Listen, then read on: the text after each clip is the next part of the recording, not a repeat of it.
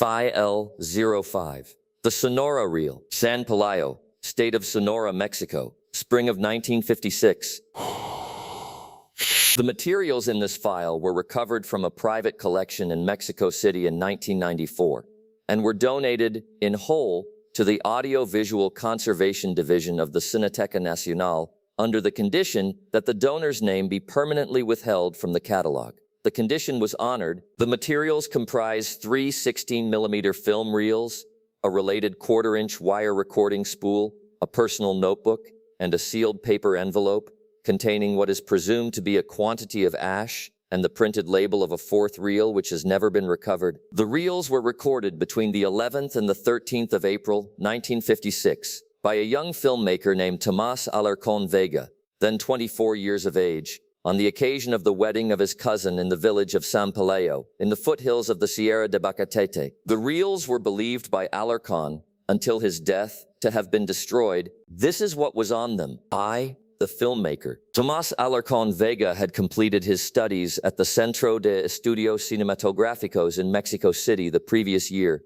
He had no professional credits. He had inherited from his uncle, an itinerant news cameraman, a Bolex H16 with 3 lenses, a small wire recorder, and a quantity of unused stock.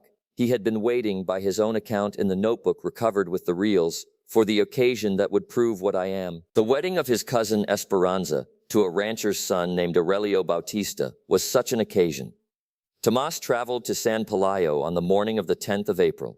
He photographed the village, the chapel, the dry plaza.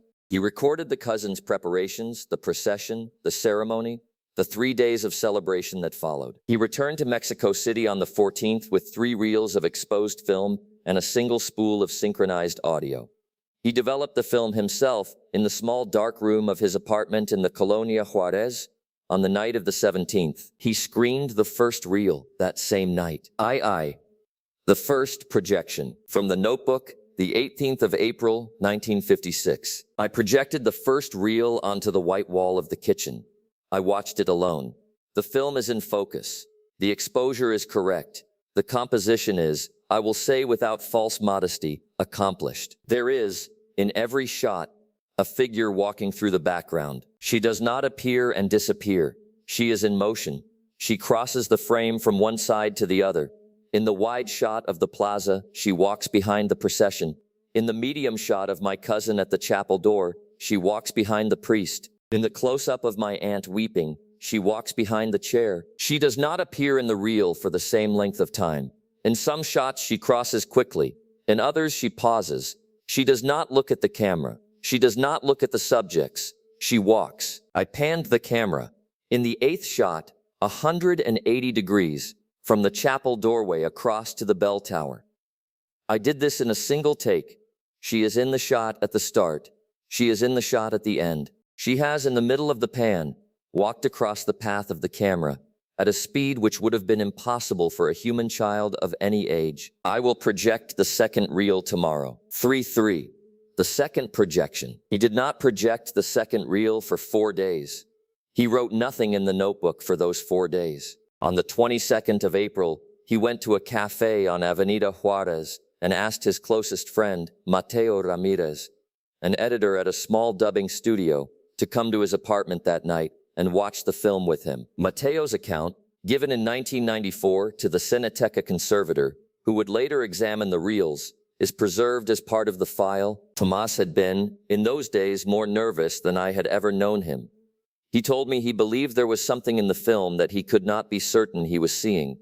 He asked me to watch the reel and to tell him, before he told me what I observed. I watched the second reel from beginning to end. I saw the wedding. I saw the cousin. I saw the procession. I saw nothing else. When the lamp went out at the end of the reel, I told him, with affection, that I thought he was very tired and should rest. He did not respond. He rewound the reel and ran it again. He stopped the projector at the 3rd shot. The shot is a long take of the dance floor in the courtyard of the bride's family home, perhaps 30 seconds in duration. He pointed to the back of the dance floor and asked me what I saw. I saw dancers. I saw a folding table. I saw a kerosene lamp. He pointed again and asked me, in a tone I had not heard him use before, Mateo, please, Tell me what is walking. I looked carefully. There was nothing walking. I told him so. He turned the projector off and asked me to leave. At the door, before I left, he asked me one further question. He asked whether, while we were watching the reel, I had heard any sound from the other room of his apartment, in which the third reel, which we had not screened, was kept on the projection table. I said I had not. He said, "You did not hear the humming." I told him I had not. I told him I would call him in the morning. I went home. I did not sleep that night. I have never been able to fully explain why. IV. The third reel. Tomas projected the third reel alone on the night of the 23rd of April. He made one further entry in the notebook. The third reel ends, as I composed it to end, with a wide shot of the empty plaza of San Pelayo, taken at dawn on the morning after the wedding. I held the camera on the tripod for 45 seconds. The plaza was empty when I exposed the film.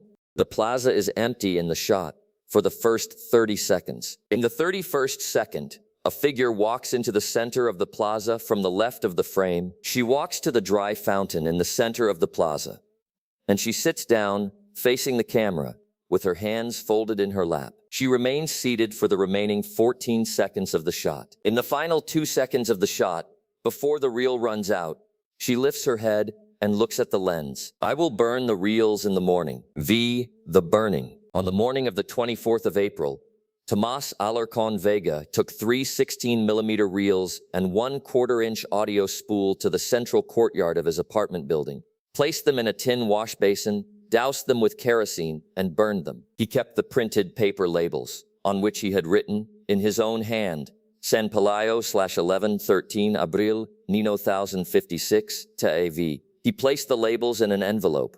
He placed the envelope in his desk. He did not film again. He took a teaching position at a secundaria in Coyoacan in the autumn of 1956. He taught literature for 38 years. He married in 1962. He had one daughter, Lucia, born in 1965. He spoke of the wedding in San Pelayo on no recorded occasion.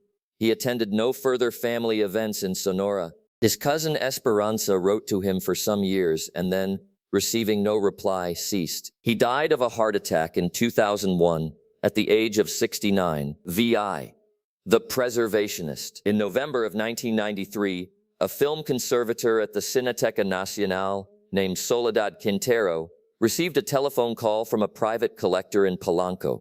The collector, whose name was retained in the case file but is not reproduced here, had come into possession, through the estate of a deceased uncle who had dealt in archival materials of irregular provenance, of 3 16mm film reels and a single audio spool, all marked with a label reading San Pelayo/11-13 Abril, 1956/TAV. The reels were not burned.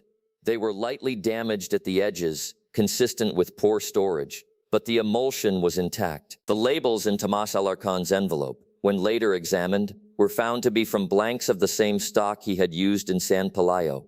He had burned 3 unexposed reels and an unrecorded spool. Someone on the night of the 23rd of April, 1956, had exchanged them. 7. The 1993 projection. Soledad Quintero conducted the restoration over a period of 6 weeks. She projected the reels in sequence in the small screening room of the Cineteca's conservation department on the afternoon of the 8th of January, 1994. She was alone in the booth. The room was empty. Her conservation report, filed 5 days later, contains the following passage. The reels are technically of high quality. The exposure is consistent. The framing is composed. The subject matter, a rural wedding in the state of Sonora, dated to the spring of 1956, is unremarkable. There is, however, in every shot of every reel, an additional figure not accounted for in the staging. The figure is small, of an apparent height of approximately 30 centimeters. The figure walks. The figure does not interact with any of the human subjects. The figure is not seen by any of the human subjects. The figure crosses the frame in every shot, including in 3 shots in which the camera pans more than 90 degrees, in such a manner as to be present at both the beginning and the end of the pan. The figure does not, in the first 2 reels, present a visible face. In the final shot of the 3rd reel, a wide shot of an empty plaza, exposed at dawn, the figure walks into the frame, sits at the dry fountain, and, in the final 2 seconds, raises her head. The face is not obscured by motion blur, by emulsion damage, or by focus.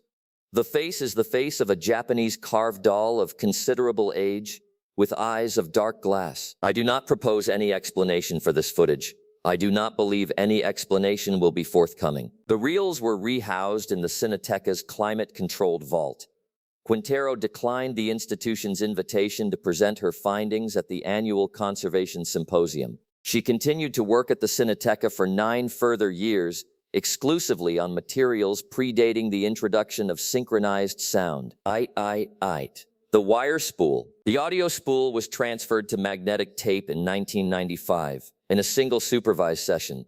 The tape preserves the sound recorded by Tomás Alarcón at the wedding, the music of a small mariachi ensemble, the laughter of guests, the toasts, the ambient sound of the plaza at dawn. It also preserves, beneath these sounds, at a low and consistent volume from the first second of the recording to the last, the sound of a small child humming a melody. The melody has been identified by an ethnomusicologist consulted in 2007 as a fragment of a lullaby of the Western Carolines, of a kind not known to have been recorded by any Mexican source, and which would have been wholly outside the experience of any of the wedding's participants. Lucia Alarcón Reyes, the daughter of Tomás Alarcón, was contacted by the Cineteca in 1995 and offered the opportunity to view the restored materials. She declined. In 2018, on the occasion of the digitization of the reels, she requested that an envelope of unspecified contents which had been kept in her father's desk and which she had inherited at his death be added to the archival file. The envelope was logged in. It contained a quantity of black ash, a charred paper label, and one small fragment of unburned 35mm film of a different gauge than her father had ever used, on which can be discerned the partial image of a small figure seated at a dry fountain. The figure is facing the camera. This concludes File 05.